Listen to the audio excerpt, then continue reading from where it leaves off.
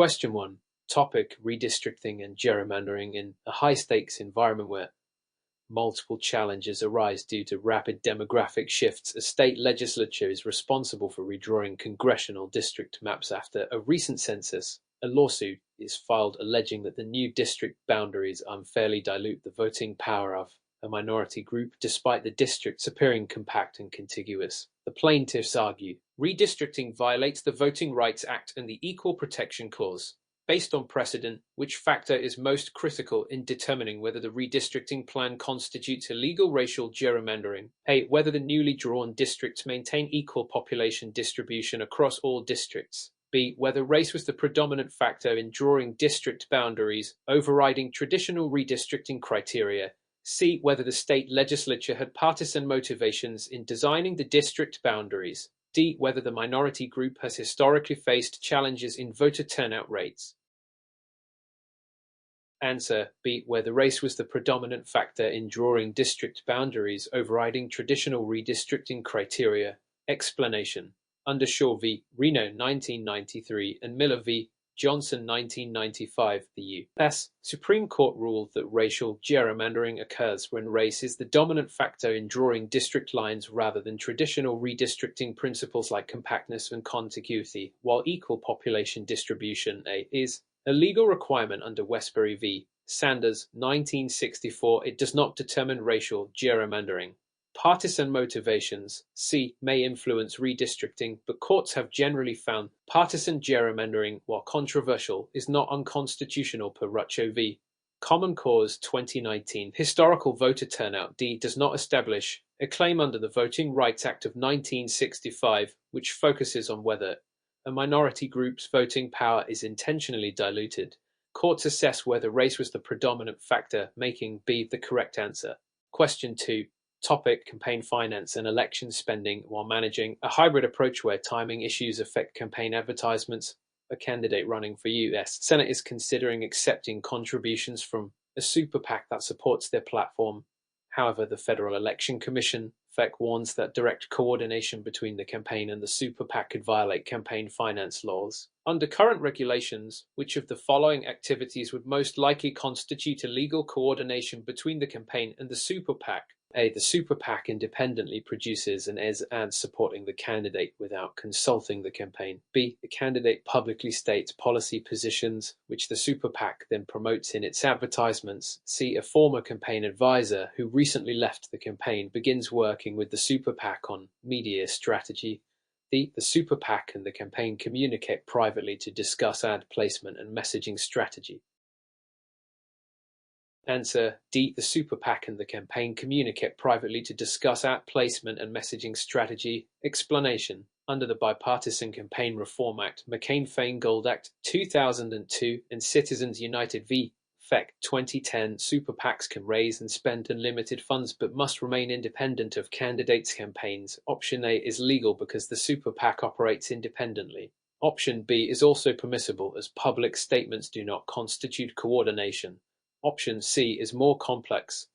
If the former advisor shares non-public strategic information, it may violate coordination rules under 11 CF SS 109.21, but their mere presence does not automatically imply coordination. Option D, however, clearly violates federal campaign finance laws, as direct discussions between the campaign and super PACs about ad strategies indicate illegal coordination rather than independent expenditures. Question 3. Topic: the right to vote and voter eligibility during an emergency response where multiple areas are impacted by a natural disaster. Election officials must decide how to ensure voter access while maintaining election security. A state with strict voter ID laws temporarily waives ID requirements for displaced individuals. A lawsuit challenges this emergency measure, arguing that it violates state law mandating identification.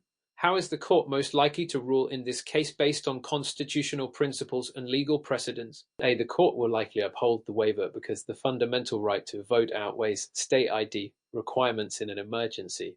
B. The court will likely strike down the waiver because state laws regulating elections must be strictly followed even in emergencies. C. The court will likely require all displaced voters to cast provisional ballots until their ID status can be verified. D. The court will likely rule that only voters displaced certain high-impact disaster zones are exempt from ID requirements. Answer A. The court will likely uphold the waiver because the fundamental right to vote outweighs state ID requirements in an emergency. Explanation. Courts typically prioritize the fundamental right to vote under the 14th Amendment's Equal Protection Clause and 15th Amendment when considering election restrictions. Under Bush v. Gore 2000 and Crawford v. Marion County Election Board 2008, courts recognize that states can impose voter ID laws, but such laws must not unduly burden the right to vote. Anderson v. Celebres 1983 established the Anderson verdict test, which balances election regulations against voter access. Given the extreme circumstances of natural disaster, courts are likely to rule that emergency provisions ensuring voter access outweigh rigid ID requirements, making A the correct answer. Option B contradicts the flexibility courts have historically allowed states during emergencies. Option C would create unnecessary burdens for displaced voters. Option D could result in unequal application of voting rights, violating the Equal Protection Clause. Question 4. During a critical transition period where existing processes are being reevaluated for their compliance with federal election laws, a state government decides to overhaul its voter registration system. The new system introduces automatic voter registration at the Department of Motor Vehicles (DMV), eliminating the need for paper-based registrations. However, concerns arise over whether the new system fully complies. Federal requirements, particularly the National Voter Registration Act of 1993 (NVRA). What is the primary federal requirement that the state must meet to ensure compliance with NVRA? A. The state must allow same-day voter registration at all polling places. B. The state must provide an opt-out option for individuals who do not wish to be automatically registered. C. The state must conduct an automatic purge of non-active voters every election cycle. D. The state must prohibit for individuals who have changed their address within the past 2 years.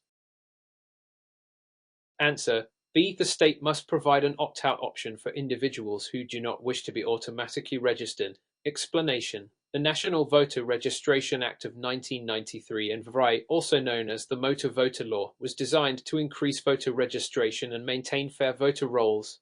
While the NVRA encourages voter registration at DMVs, it does not mandate automatic registration. Instead, it requires individuals be given the option to opt out of registration. This protects personal autonomy and ensures compliance with federal law. Option is incorrect because NVRA does not mandate same-day voter registration. While some states offer this, it is a state-level policy rather than a federal requirement. Option C is incorrect because NVRA emits voter roll purges, requiring states to follow strict procedures before removing voters, especially ensuring they are not disenfranchised improperly. Option D is incorrect because there is no federal requirement preventing for those who changed their address in the last 2 years. However, states must ensure that address updates do not lead to disenfranchisement. Question 5. In a high-stakes environment where multiple challenges are being raised against a recent presidential election, a state election board is considering whether to conduct a recount. A candidate claims that certain counties were subjected to disproportionate scrutiny compared to others, and this selective recount violates constitutional protections. Which legal precedent best supports the candidate's claim? A. Bush v. Gore 2000, which ruled that lack of uniform recount standards violated the Equal Protection Clause. B. Shelby County v. Holder 2013, which ruled that certain preclearance requirements under the Voting Rights Act were unconstitutional. C. Crawford v. Marion County 2008, which upheld the constitutionality of voter ID laws. D. McCutcheon v. Feck 2014, which struck down aggregate limits on individual campaign contributions. Answer A. Bush v. Gore 2000, which ruled that a lack of uniform recount standards violated the Equal Protection Clause. Explanation. In Bush v. Gore 2000, the U.S. Supreme Court ruled that Florida's recount process was unconstitutional because it applied inconsistent standards across different counties, violating the Equal Protection Clause of the 14th Amendment. The court held that once state engages in recount, it must apply uniform rules to all votes. Option B is incorrect because Shelby County v. Holder 2013 dealt with preclearance requirements under the Voting Rights Act, not recount procedures. Option C is incorrect because Crawford v. Marion County 2008 upheld voter ID laws, not recount challenges. Option D is incorrect because McCutcheon v. Feck 2014 concerned campaign finance, not election recounts. Question 6. While investigating a complicated issue between different state election laws, a dispute arises over whether a state can impose strict voter ID requirements without violating federal protections. A group of voters argues that the law disproportionately impacts certain demographics, making it unconstitutional under federal law. Which legal standard must courts apply to determine whether the law violates the Voting Rights Act of 1965? A. Strict scrutiny, requiring the state to prove that the law serves a compelling government interest and is narrowly tailored. B. Rational basis review, allowing the law if it serves any legitimate state interest. C. The Anderson-Burdick balancing test, weighing the burden on voters against the state's interest in election integrity. D. The Chevron deference standard, deferring to the state's interpretation of election laws. Answer: C. The Anderson-Burdick balancing test, weighing the burden on voters against the state's interest in election integrity. Explanation: the Anderson-Burdick test applies when courts evaluate state election laws that may restrict voting rights. This test requires courts to balance the severity of the burden on voters, especially marginalized groups, the state's justification for imposing the restriction. Option is incorrect because strict scrutiny applies primarily to laws discriminating based on race or fundamental rights, but courts generally use Anderson-Burdick for voter ID laws. Option B is incorrect because rational basis review is too lenient for voting rights cases. Option D is incorrect because Chevron deference applies to agency rulemaking, not state election laws. Question 7. During an emergency response where multiple areas are impacted, the state legislature passes a temporary law allowing election officials to extend voting hours in disaster-affected precincts. However, a legal challenge argues that this violates the Equal Protection Clause because other precincts do not receive the same extended hours. What is the strongest argument in defense of the law? A. The law is unconstitutional because it treats voters differently based on location. B. The law is necessary to protect fundamental voting rights under emergency conditions. C. Federal law requires uniform voting hours across all precincts. D. The law is invalid unless Congress explicitly approves it. Answer: B. The law is necessary to protect fundamental voting rights under emergency conditions. Explanation: courts have recognized that states can make emergency accommodations to preserve voting rights. The U.S. Supreme Court has held that while states must generally provide equal access to voting, temporary extensions due to natural disasters or emergencies serve a compelling interest in protecting voting rights. Option is incorrect because while uniformity is important, emergency accommodations are permissible under court precedent. Option C is incorrect because there is no federal requirement for uniform voting hours. States have discretion in setting election procedures. Option D is incorrect because states, not Congress, control voting hours under the Elections Clause, Article I, Section 4. Question 8. While investigating a complicated issue between different regulatory frameworks governing online voting systems, an election board is tasked with ensuring compliance with both state and federal laws. A challenge arises when certain state-level cybersecurity requirements appear to conflict with federal accessibility mandates under the Americans with Disabilities Act (ADA). Which approach would most likely resolve this legal conflict? A. Federal laws automatically preempt state laws in all cases. B. The state must obtain an exemption from federal requirements. C. The state must comply with both regulations by implementing reasonable accommodations. D. State laws always take precedence when regulating elections.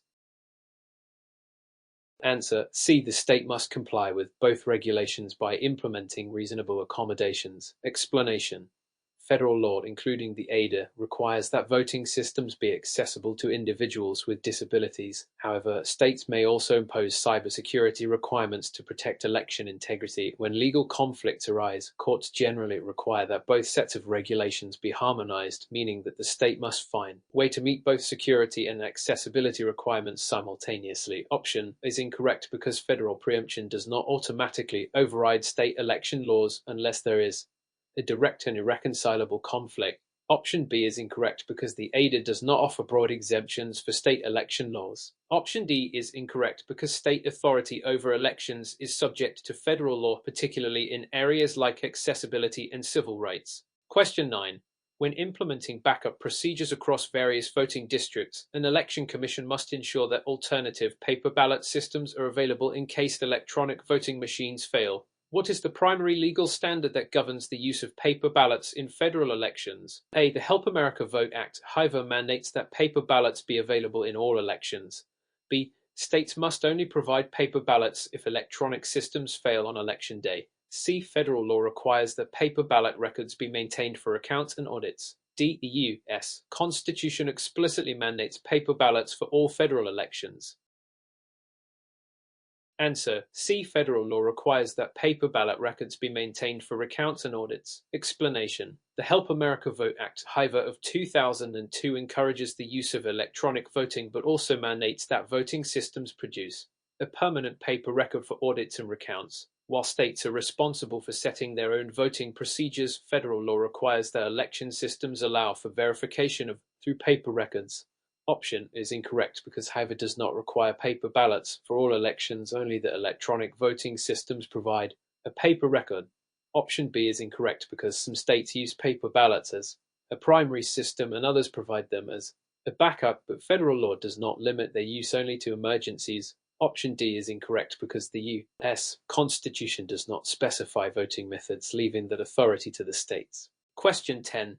In a high-stakes environment where multiple challenges to voter eligibility arise, a local election board is accused of disproportionately applying voter ID laws to certain racial groups. What legal precedent is most relevant in assessing whether these actions violate the Equal Protection Clause? A. Shelby County v. Holder 2013, which invalidated federal preclearance requirements. B. Anderson v. Celebres 1983, which addressed ballot access restrictions for independent candidates. C. Bush v.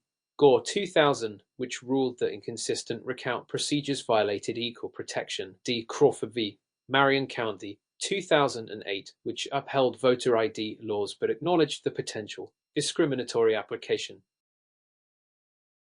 Answer: D. Crawford v. Marion County 2008, which upheld voter ID laws but acknowledged the potential for discriminatory application. Explanation: in Crawford v. Marion County, the Supreme Court upheld voter ID laws but recognized that these laws could be applied in a discriminatory manner. If a voter ID law is enforced selectively to disadvantage certain groups, it may violate the Equal Protection Clause of the Fourth Amendment. Option is incorrect because Shelby County v. Holder invalidated preclearance requirements, not voter ID enforcement.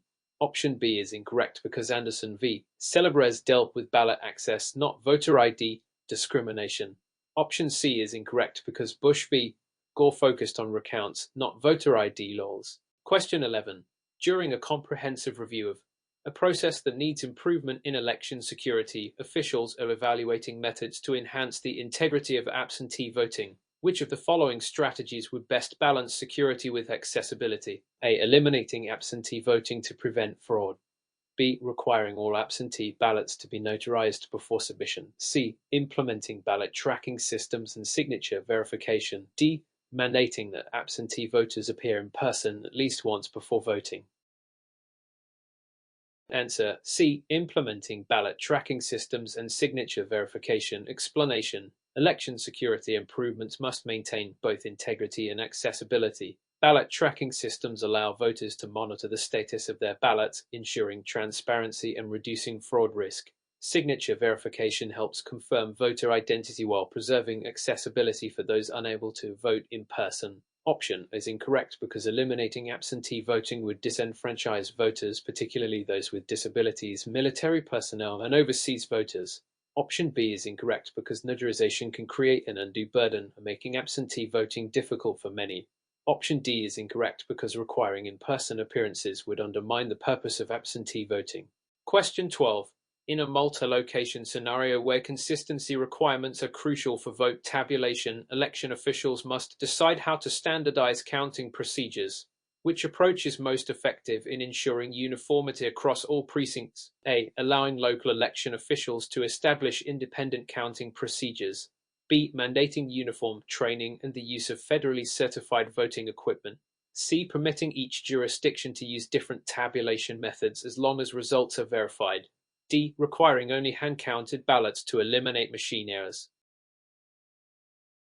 Answer: B. Mandating uniform training and the use of federally certified voting equipment. Explanation: consistency in vote counting reduces discrepancies and errors. Federal certification ensures voting equipment meets security standards, while standardized training ensures election workers follow best practices. Option is incorrect because independent procedures could lead to inconsistencies and errors. Option C is incorrect because different tabulation methods increase the risk of errors and challenges. Option D is incorrect because hand counting is time-consuming and prone to human error.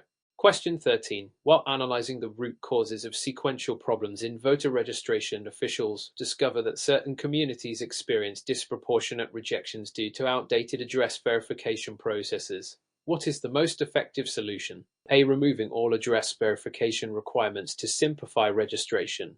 B. Automatically updating voter registration when residents change their driver's license address. C. Requiring all voters to verify their addresses in person before each election. D. Delaying registration deadlines to allow voters to fix address issues after Election Day.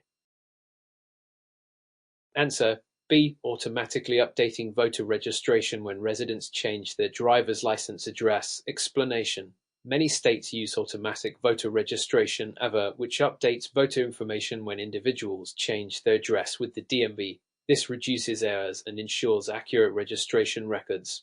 Option is incorrect because removing verification requirements would increase the risk of fraudulent registrations. Option C is incorrect because requiring in-person verification creates barriers for voters. Option D is incorrect because registration deadlines must be enforced before Election Day. Question 14. When developing a solution that must address opposing needs between voter security and access, officials consider voter ID laws. What is the most legally sound approach to implementing ID requirements? A. Requiring government-issued photo IDs, but providing free IDs to those without them. B. Mandating all voters to present passports to verify their citizenship. C. Eliminating voter ID requirements to ensure access for all voters.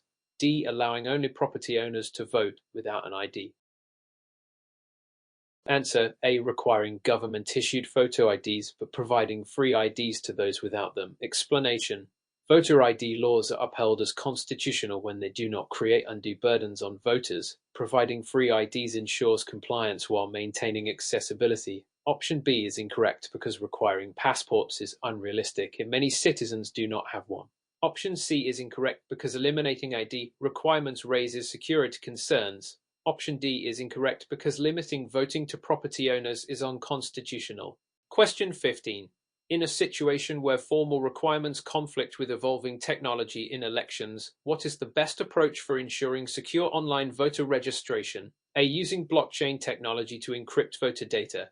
B. Requiring all voters to register in person instead of online. C. Banning online registration to prevent cyber threats. D. Allowing third-party organizations to handle voter registration independently.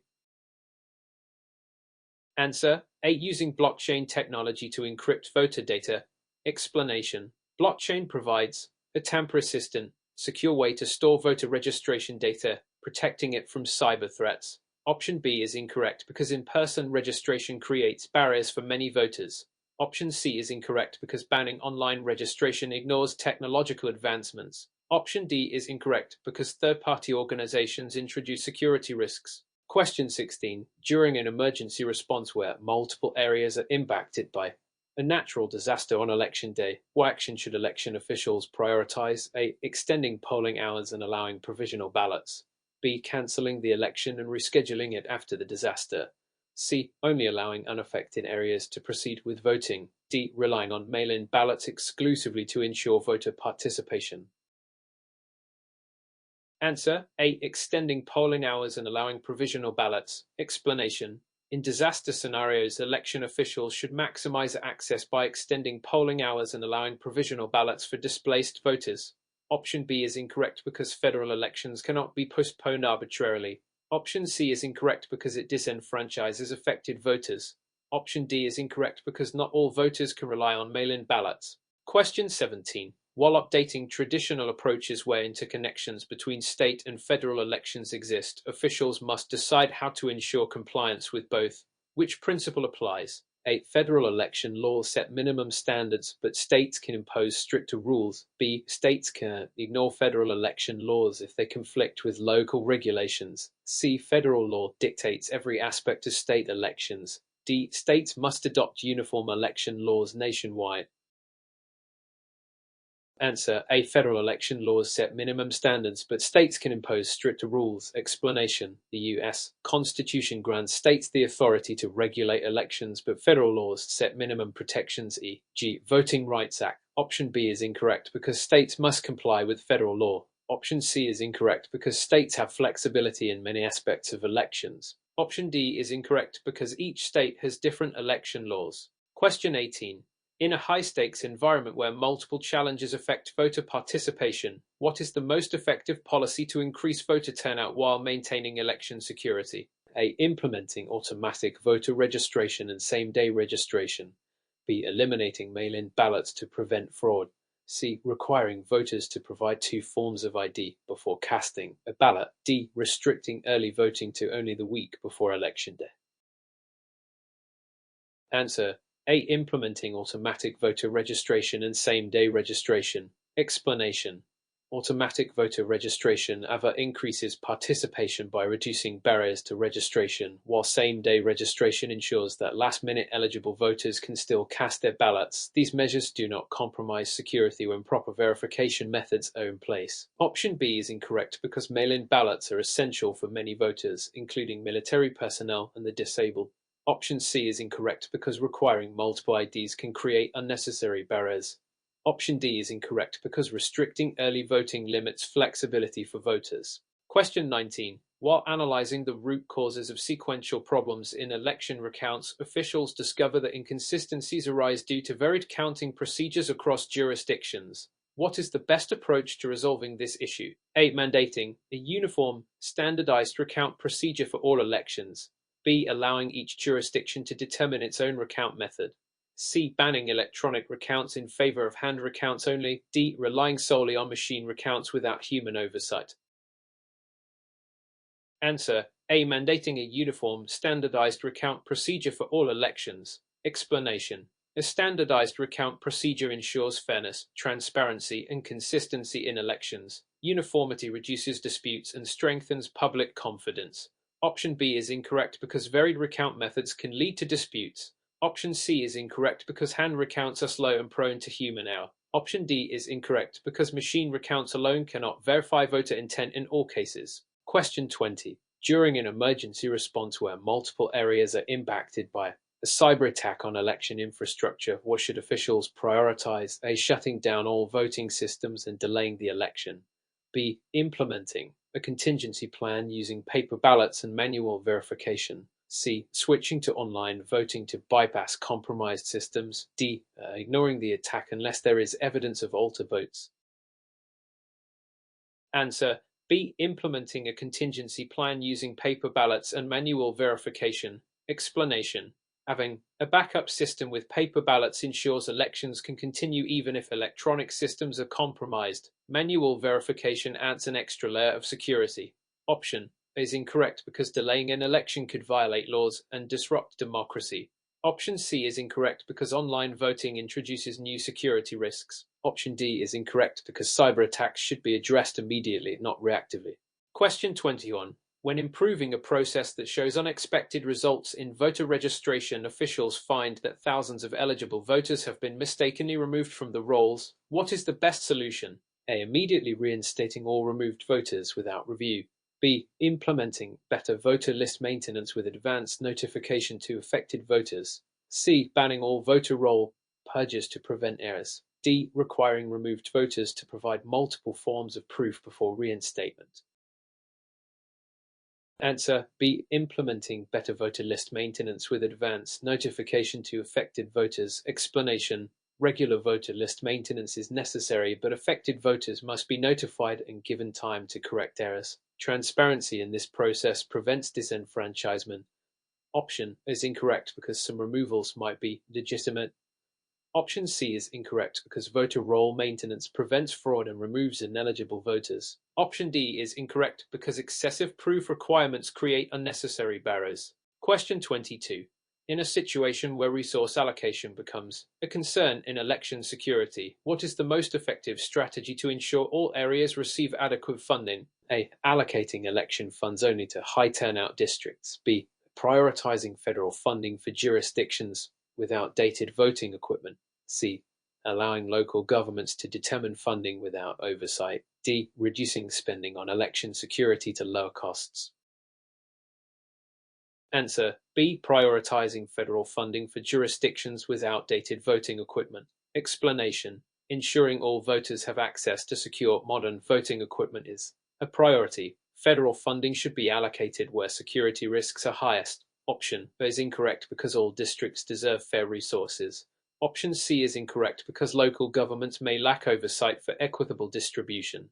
Option D is incorrect because cutting security funding increases risks. Question 23. When implementing backup procedures across various voting districts, what is the most reliable contingency plan for election technology failures? A. Allowing voting to continue only in unaffected areas. B. Having paper ballots and manual counting available as a backup.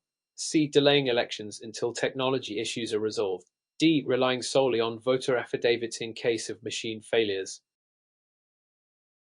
Answer: B. Having paper ballots and manual counting available as a backup. Explanation: a hybrid approach where paper ballots serve as a backup ensures voting can continue even if machines fail.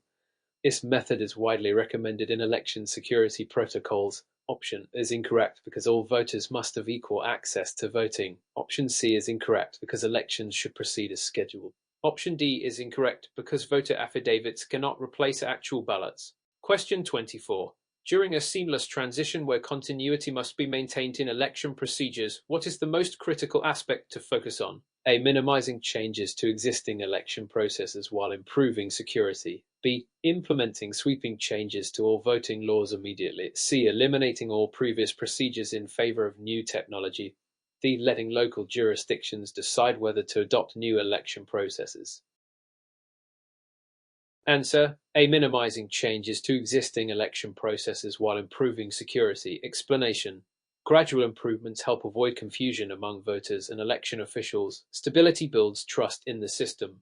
Option B is incorrect because abrupt changes create uncertainty. Option C is incorrect because completely eliminating all systems disrupts continuity. Option D is incorrect because inconsistency between jurisdictions creates legal challenges. Question 25. While managing a hybrid approach where timing issues affect ballot distribution, what is the best method to ensure all votes are counted fairly? A. Setting strict deadlines for all mailed ballots even if delays occur.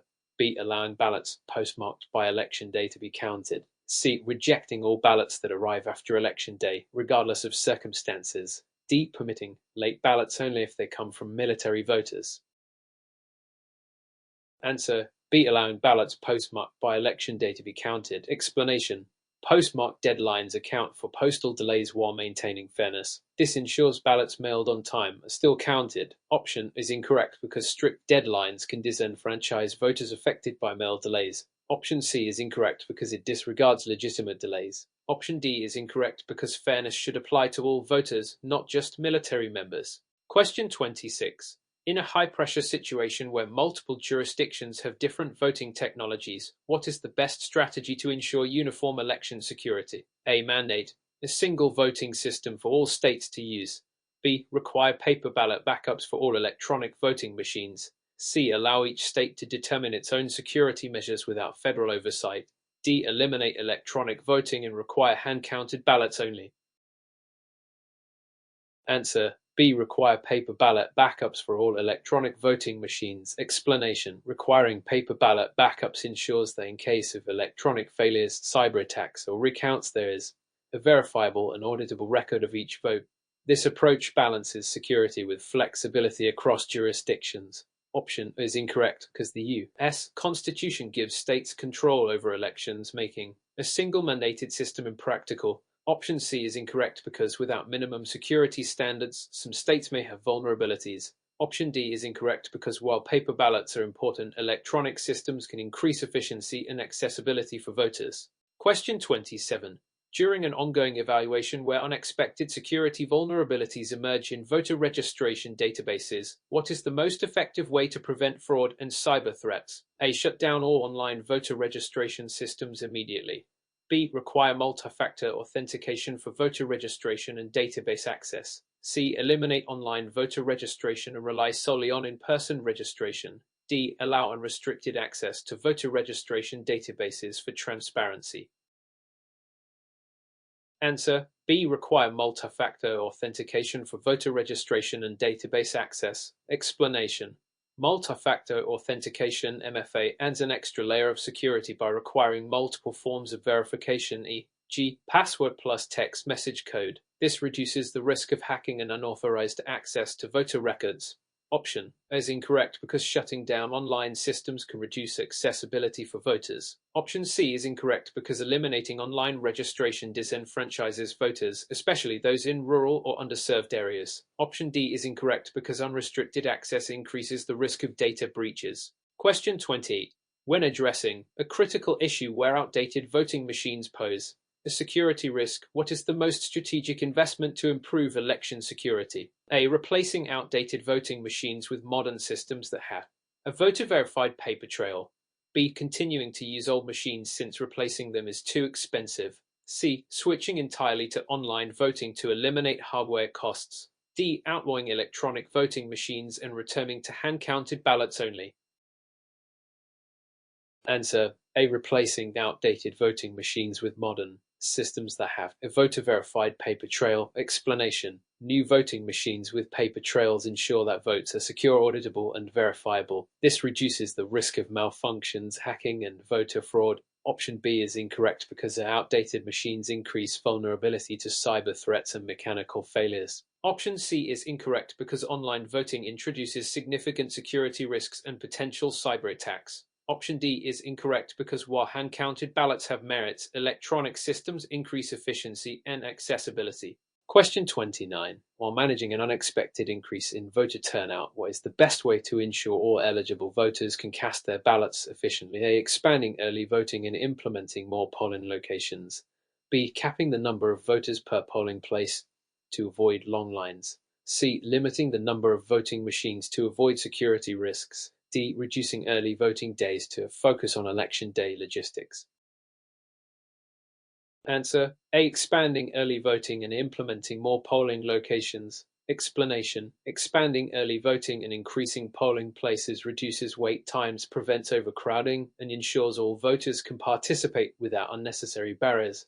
Option B is incorrect because limiting voters per location creates unnecessary restrictions and could lead to voter suppression. Option C is incorrect because fewer voting machines lead to longer wait times and reduced accessibility. Option D is incorrect because reducing early voting increases election day congestion and disenfranchises voters who need flexibility. Question 30. During a seamless transition where mail-in ballots are used widely, what is the best strategy to maintain security while ensuring voter accessibility? A. Requiring signature matching and secure ballot drop boxes while allowing tracking of ballots. B. Eliminating mail-in ballots due to concerns about fraud. C. Mandating in-person ballot submission for all voters. D. Allowing mail-in ballots to be submitted without verification.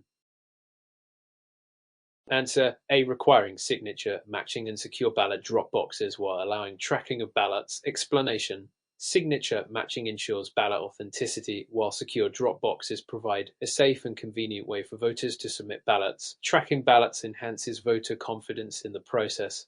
Option B is incorrect because mail-in voting is safe and widely used, particularly by military and elderly voters. Option C is incorrect because requiring in-person submission limits accessibility for disabled and rural voters. Option D is incorrect because ballots must be verified to prevent fraud.